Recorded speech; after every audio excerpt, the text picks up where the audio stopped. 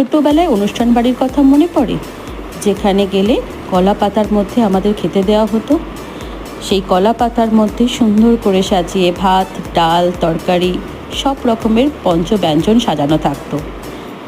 এখনও আমাদের কলা পাতা বললেই একটা গ্রাম্য পরিবেশ, তার মধ্যে একটা কলা গাছ, এর কথাই বেশি মনে পড়ে। গ্রামের এখনও কিছু মানুষ আছেন যারা রোজ কলা পাতার মধ্যে খাবার খান। তারা হয়তো অজান্তেই খান, কলা পাতার গুণাগুণ সম্পর্কে না জেনে। আমাদের কাছে বনভোজন মানেই কিন্তু তখন ছিল কলা পাতায় খাওয়া। আপনি কি জানেন কলা পাতায় খাওয়া বা কলা পাতা রান্না করার উপকারিতা কী? জানলেও চমকে যাবেন। নমস্কার বন্ধুরা, আমি ডায়েটিশিয়ান অর্পিতা।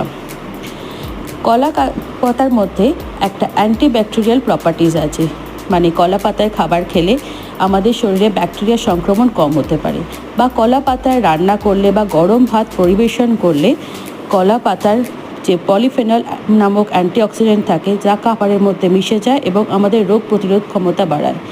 এছাড়াও কলা পাতা পরিবেশ বান্ধব এবং সহজলভ্য। এছাড়া কলা পাতায় আরও অনেক রকমের গুণ আছে।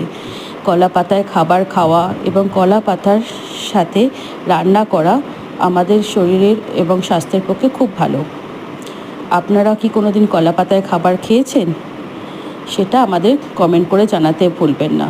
তবে কলা পাতা ব্যবহার করার আগে কলা পাতাকে ভালো করে পরিষ্কার করে নিতে ভুলবেন না।